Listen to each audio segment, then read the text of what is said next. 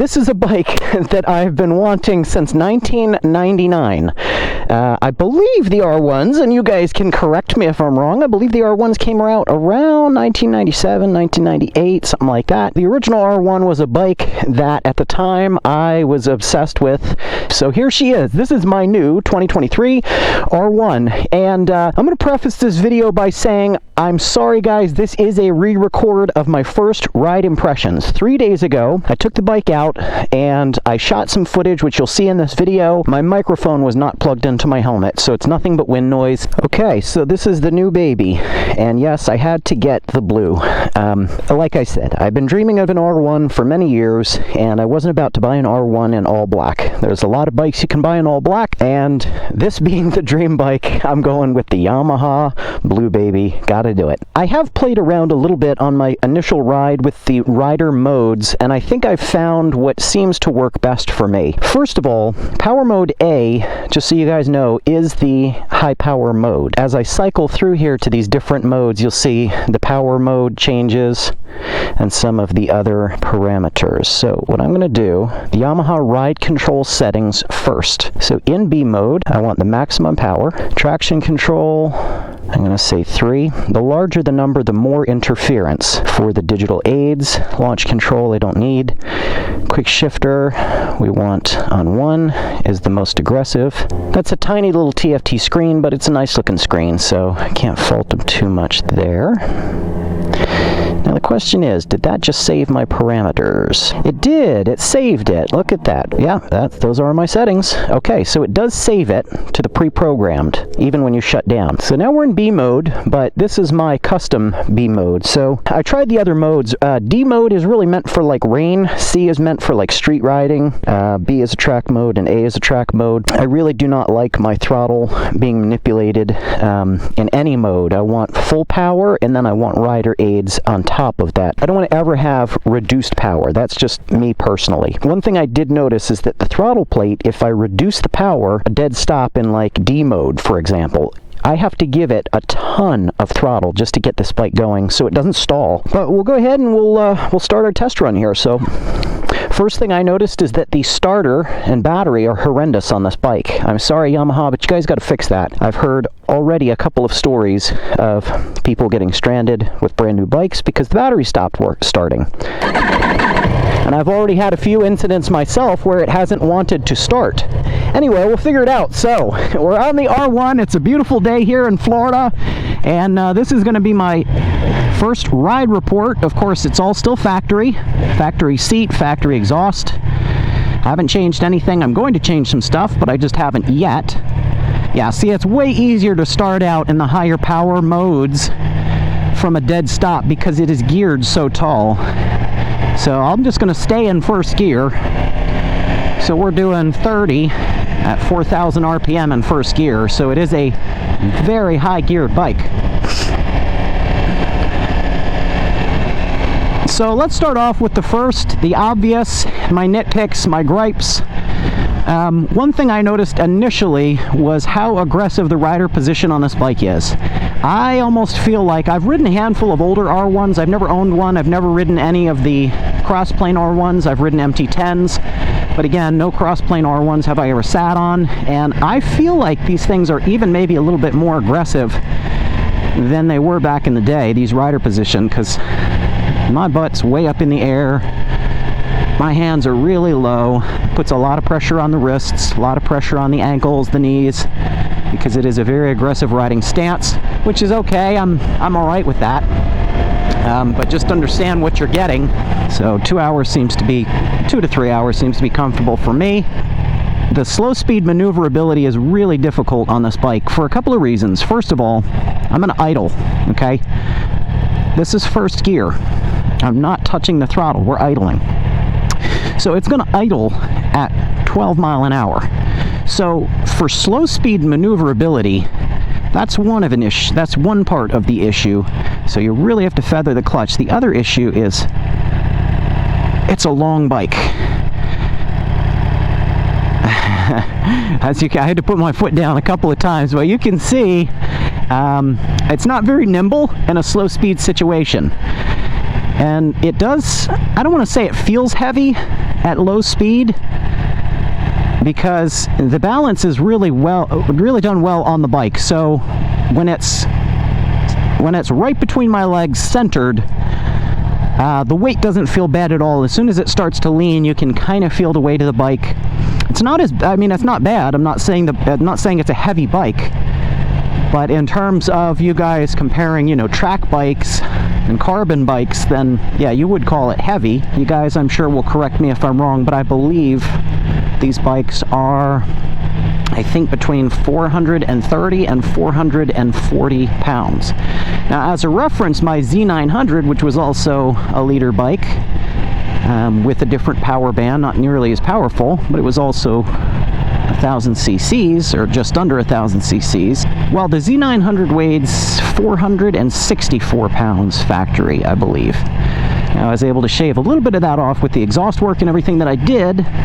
This one's not quite that bad, and it shouldn't be. I mean, it is a race bike, a track bike, so on and so forth. Now, once you hit about 20 to 25 miles an hour, it all of a sudden feels far more nimble. These little just turn-ins that I'm doing here are very predictable. They're very consistent. The frame and the geometry and everything is very dialed on this bike. It just feels phenomenal. It's a very predictable bike.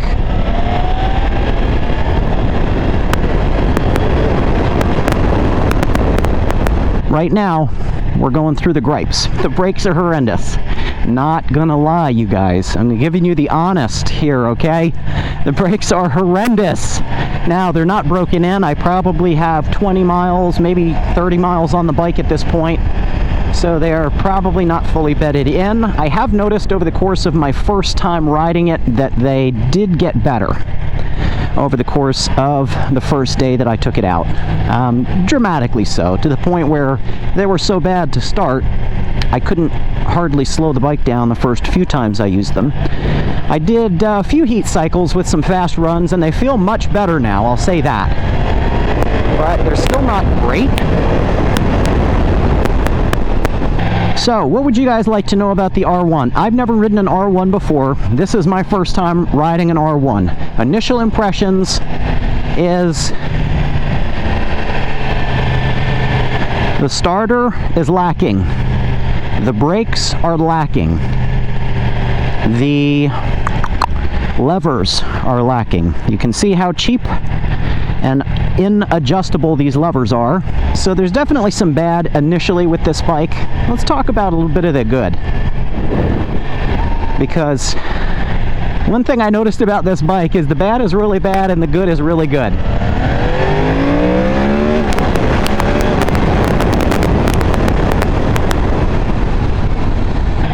So, quick shifter is amazing. It may not be the best quick shifter in the business, but it works. Now, one thing about the power band on this bike, there's maybe not as much torque on the bottom end and a low RPM on this engine than I think some people would expect. Now, this is a 200 horsepower bike, of course, so it's got that insane power up top, but it doesn't appear to have insane torque down low.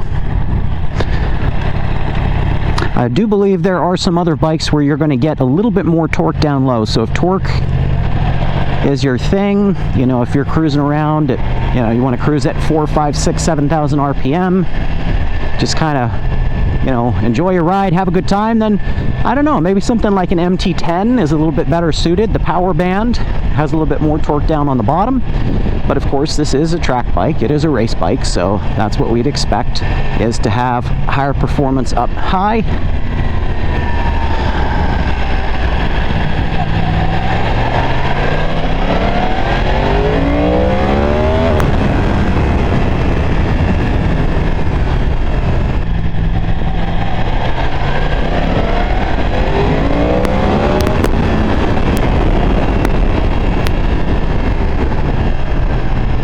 I don't know, there's another machine that could put a bigger smile on my face than this R1.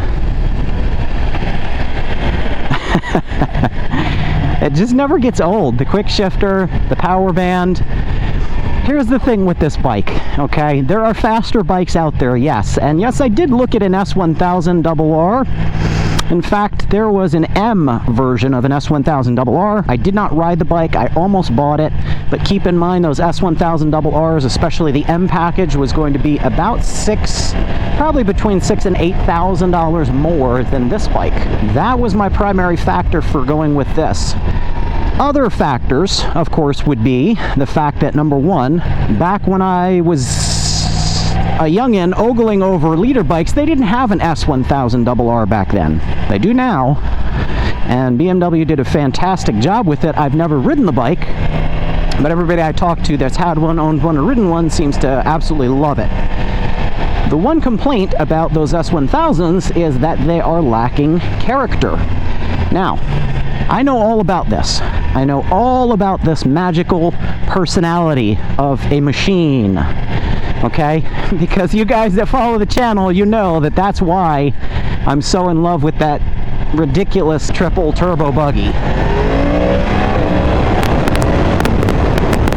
Not because it does anything dramatically better than like a side-by-side, but because the personality of that machine is such that it just doesn't get boring. It's a very raw feeling.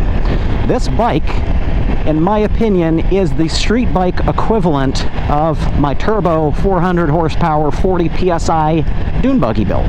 I'd be willing to say that the power to weight ratio on both machines is very comparable. I think at anything over 100 miles an hour, I would smoke the turbo buggy on this bike, and anything less than 100 miles an hour, I think the turbo buggy would smoke the bike because of traction. But they both actually do have about the same power to weight. If you do the math on the weight of both machines and the amount of horsepower they put out, very comparable in terms of pure acceleration, g-forces, power, speed, all of that. But let's get back to the personality, because that, to me, is what makes me truly fall in love with riding, and it's what makes me fall in love with particular machines, is they have to have a personality. The S1000 is like that beautiful model that is fun to look at for a little while, but she has no personality, she has no sense of humor. To me, this bike, it may not be a 10 in terms of the performance department. This bike's maybe an 8 or a 9 in terms of power and performance, but the personality of the bike makes up for any lack of any performance. And I don't think people put enough stock into that, really, because at the end of the day, motorcycles, at least for those of us that just love machines, it's an emotional, visceral feeling, right? The R1, as soon as you ride it, it has charisma and it has character in spades.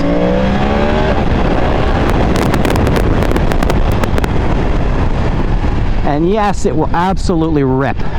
It is a leader bike, let's not forget that. I'm being very conservative here, guys, because these roads are still not completely dry.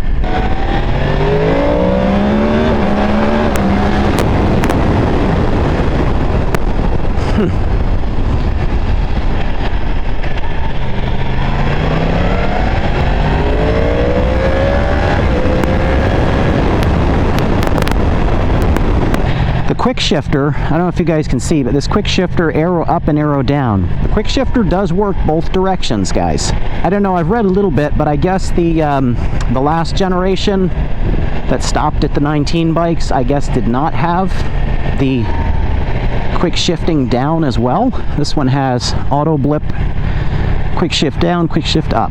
Spin around town here. I've got to get a few miles on it anyway, so I can get to that point of break-in where I can stop babying it. So we'll head out to the main road here.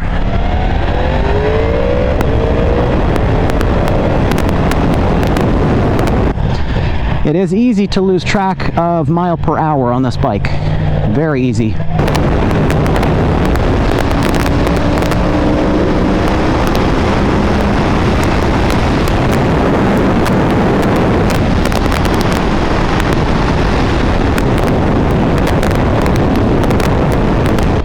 These roads are still a little damp, so I am being abundantly cautious. I'm not comfortable quite yet on the bike. What lane is that guy in?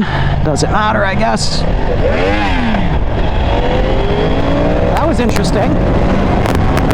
Supposedly the quick shifter does not go into neutral, but apparently it does.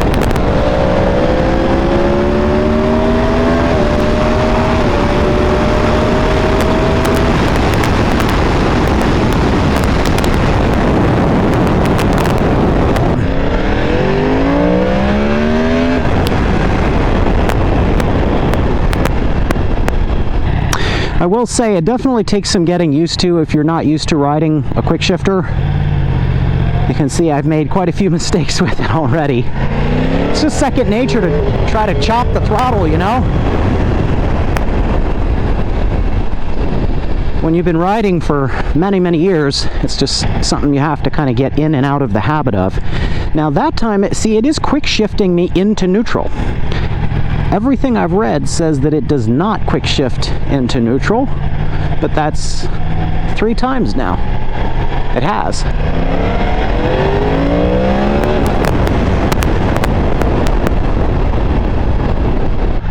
You're probably wondering to yourself, or if you work at a Yamaha dealership, you're probably wondering, how the heck did he get his hands on an R1?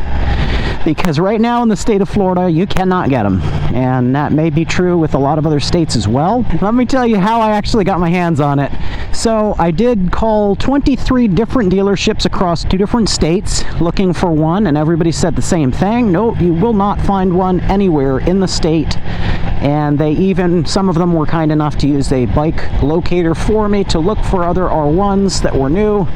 Nobody could find one, nobody could get one, and then everybody that does usually get them, the bigger dealerships, were all telling me I would be lucky to see one in less than an 8 or 9 month period. I'm not a very patient person, so I wasn't about to wait 9 months to get my R1 that I've been waiting 24 years to get my hands on. I know, it's ridiculous.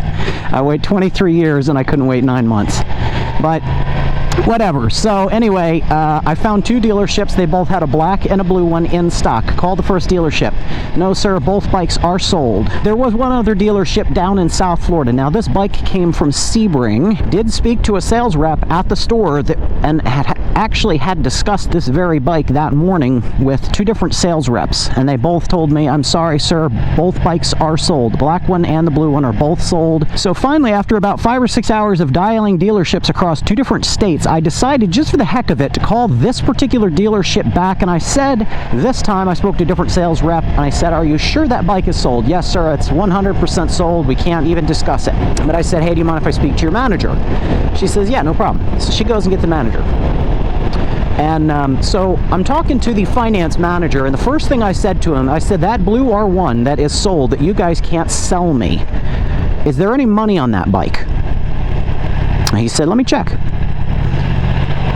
Came back 2 minutes later. No, actually, there's no deposit or anything on this bike, and we actually tried to reach the fella that we were holding it for, and we can't get a hold of the guy. So, are you serious about this bike? And I said, yes, I'm as serious as a heart attack. I'm coming down right now, a 3.5 hour drive for me. And I was going to get there right before closing. I said, I'm not driving all this way if you're going to do the same thing to me and you're going to sell it out from underneath me, so let me give you my money. So that's the ticket right there, is I gave them some money. They held the bike for me. I went down and I bought the bike. So moral of the story here, 2 things. Number 1, my apologies to whomever's bike I lifted out from underneath you. I know you were probably looking forward to it, but this is the point. This is the moral of the story. If you're serious about that bike, you got to get serious about it. Don't just think that these dealerships are going to sit there and sit on that whatever thousands and tens of thousands of dollars worth of money. Those dealerships want that money, and they want it in their pocket, and they're going to take it from who's ever willing to give it to them. And guess who they sold the bike to? Of course they sold it to me. So this is how you have to be. You have to be quick. The quick shifter is very smooth when you're like not on it, and I've got it set to the more aggressive setting. Like I'm barely on the throttle. Gearbox is, I don't want to say it's perfectly smooth. It's maybe a little clunky, but it's not the worst I've ridden. The rider aids, they do their job on this bike. They are seamless. I am not feeling the rider aids, but I am, because I know what the bike should do at these power levels. It's very quiet from the factory. I know you probably cannot even hear that crossplane until I get it up into the higher RPMs. But I gotta say, that's the big reason for me. Why did I choose this bike over like an S1000, RR, Gixxer? Well, I'm not a Suzuki guy, never have been, never owned a Suzuki, never will. But like, why didn't I go with the ZX-10R? Ah, man, I was so close, and there was actually one in the state of Florida. So, guy whose R1 I stole, if you need a bike, there's a ZX-10R in Jacksonville. I promise I'm not Mr. Steal Yo Girl. Just steal yo bike. I don't know how I've lived so many years without a quick shifter in my life. That is addictive. That is just too much fun. Too much fun.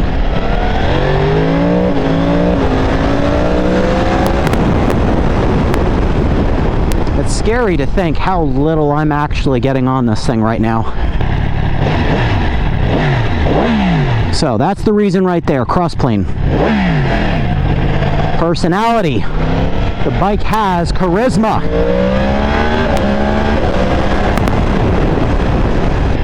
It's a hot bike too. I don't know if I've talked much about that, but it's throwing off a lot of heat, particularly on the boys. I'm sorry to put it to you that way, but guys, you know what I'm talking about. There's a lot of heat down there, let's just say on my inner thighs, okay? Like too much heat, like uncomfortable amounts of heat hitting me between the legs. So that's not ideal. Alright, especially for you guys that like to do longer rides, you'll understand what I'm talking about. The smile this bike will put on your face is just, it's worth it all day.